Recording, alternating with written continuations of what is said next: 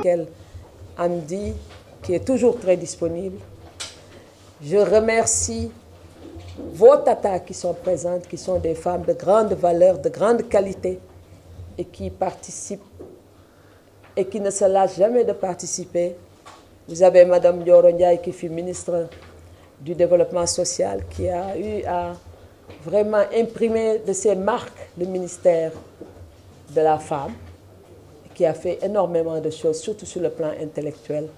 Avec sa principale collaboratrice qui est là, Madame Khadijatou Lo Ndiaye, qui est une grande, disons, fonctionnaire des Nations Unies. Elle a représenté un peu partout le PNUD, le Soudan. Je l'ai trouvée au Niger, elle a été au Togo.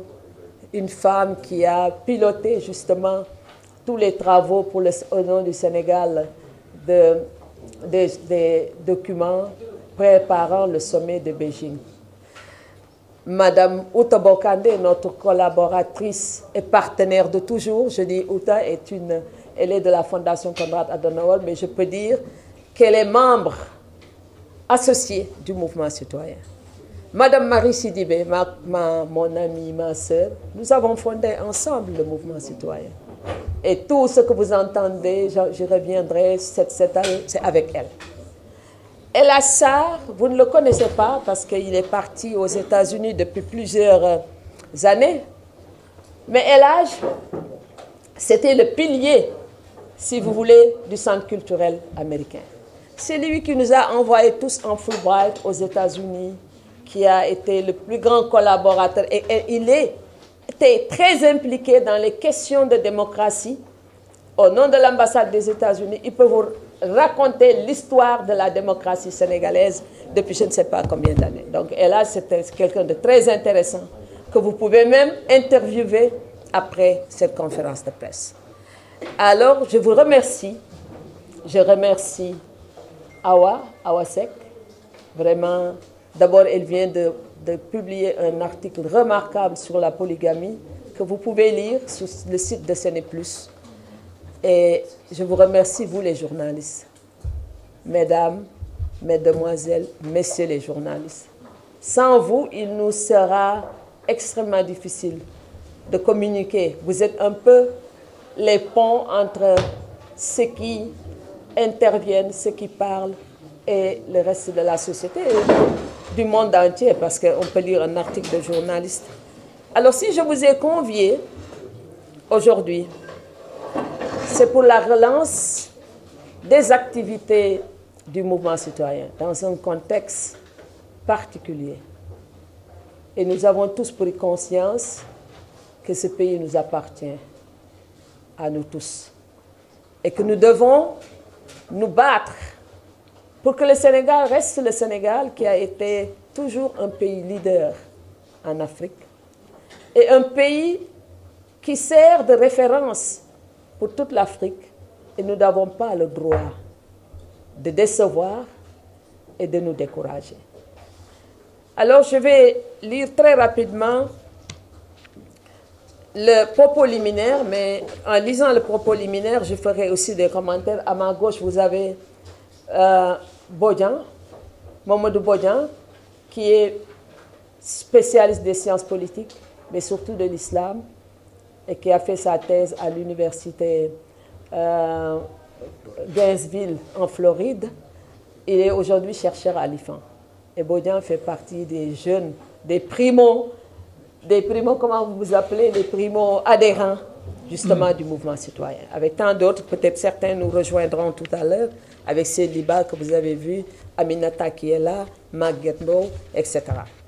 Alors, le premier mouvement citoyen du Sénégal, et peut-être d'Afrique, fut créé en 2002, avec comme objectif le renforcement du leadership politique et intellectuel des jeunes, en se basant sur l'expérience du 7 septembre en 1989, l'initiative du 5 mars en 1996 pour la transparence des élections et beaucoup d'autres activités, actions comme Dafadoy, tout ça, on pourra y revenir.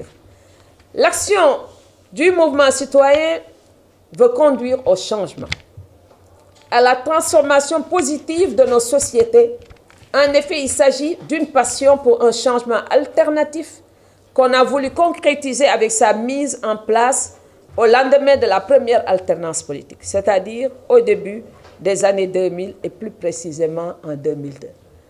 En 2002, nous avions lancé les listes arc-en-ciel par arc-en-ciel comme aujourd'hui, mais les listes indépendantes sous la houlette des Verts, donc avec Ishar, Pape Meïsadien, qui nous avaient prêté leurs couleurs, et nous avons fait une liste justement indépendante avec les ASC, les retraités des mosquées, des églises, les associations de femmes. Et on a failli remporter les élections locales aux HLM s'il n'y avait pas une très forte mobilisation des politiques contre nous. Et c'était le premier, s'il vous plaît, les premières, comment on appelle ça, listes arc-en-ciel citoyennes. Et après les élections, nous nous sommes retrouvés avec une masse très importante de jeunes, et on ne savait pas quoi faire. C'est-à-dire, ce sont les circonstances qui nous avaient imposé la création du mouvement citoyen. Et on voulait travailler avec tous ces jeunes qui étaient sortis de l'école et qui commençaient à désapprendre, mais ils étaient pour la mobilisation, mais après on a voulu faire quelque chose de plus approfondi. C'est comme ça qu'on s'est retrouvé avec les jeunes, les étudiants, ceux qui ont fait des études assez poussées, et on ne l'a pas regretté. En réalité, dans le contexte d'alors, l'expression mouvement citoyen, même si elle gardait toute sa pertinence, n'avait pas la résonance actuelle. L'usage du concept mouvement citoyen tout court, sans complément d'objet ou de circonstances, témoignait d'un désintéressement symptomatique des grandes âmes sensibles au sort de leur peuple. Il a fallu attendre plus d'une décennie pour que beaucoup d'acteurs qui, pour se distinguer des acteurs politiques, recourent au vocable mouvement citoyen. L'expression devenait ainsi le paradigme dominant caractérisant l'engagement en dehors des chapelles politiques, nous voulons dire des partis politiques. Les grandes transformations sociales doivent être menées et portées par des citoyens conscients de leurs devoirs, d'où le rôle déterminant de la société civile. Les sources d'inspiration de cette société civile sont diverses. Elles peuvent être spirituelles, morales ou politiques. Mais la solidarité et l'intérêt pour le sort et le bien-être des autres citoyens, le refus de l'injustice, la lutte contre la violence et l'oppression doivent demeurer le fond commun à toutes les organisations de la société civile, quelle que soit leur obédience. Une nouvelle citoyenne, laquelle citoyenneté requiert un examen sans complaisance des entraves à l'épanouissement de l'individu, dit citoyen. La société civile est relativement forte au Sénégal avec l'expérience des grandes ONG, ENDA, CONGAT, les organisations de droits humains, les organisations de femmes, on peut citer l'Association des juristes africaines, Réseau Siggil Jigéen, le comité de lutte, l'organisation de Mme Dioragna, Amel LD, surtout sur les migrations. Et tout à l'heure, je vous lirai le document que Mme Dioragna a produit comme contribution à cette conférence de presse. Les organisations des droits humains, le Forum civil Afrikajom Center, mais aussi les nouvelles plateformes. Demain Sénégal de Tchabar Sikamara, sur ce citoyen lancé par notre ami René Lec, Mamadou Ndoye, comment il s'appelle, le Premier ministre Mamadou Lamine Loum, le cadre de concertation des femmes que vous suivez tous. Nous sommes toutes parties prenantes de ce cadre et seule la mobilisation des citoyens d'ici et de la diaspora qui a joué un rôle extrêmement important a pu avoir raison des velléités dictatoriales. Pour beaucoup de jeunes, étudiants en général, primo-adhérents, le mouvement citoyen a été une véritable madrasa, une école, une université. Notre organisation a mis en place un cadre propice à l'éveil des consciences. C'est ainsi que nous avons créé le centre polyvalent avec une riche bibliothèque. Elle a eu l'intelligence, nous avons eu l'intelligence d'avoir misé sur les jeunes étudiants en particulier, qui occupent aujourd'hui d'importantes fonctions dans presque tous les secteurs de la vie. Dès lors, pourquoi ce besoin de renouveau? Depuis 2000, notre pays a connu d'intenses bouleversement en termes politiques, commissaire. En termes politiques, de réflexion, de propositions et de revendications récurrentes. Il est impératif de continuer l'approfondissement de notre système démocratique, d'œuvrer pour la transparence dans la gestion des affaires publiques, surtout qu'il existe une grande confusion entre bien public et bien privé. Alors là, je marque un temps d'arrêt.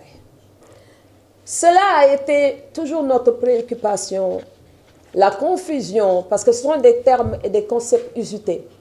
La patrimonialisation, la personnalisation du pouvoir et la grande confusion entre bien privé et bien public.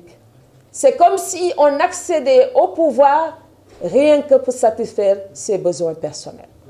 Où se trouve dans tout cela l'engagement, le patriotisme, le don de soi, le bénévolat? Et moi, la question que je me suis toujours posée, comment peut-on s'enrichir, devenir milliardaire en travaillant dans un État aussi pauvre que l'État du Sénégal? Ça, c'est un problème extrêmement complexe.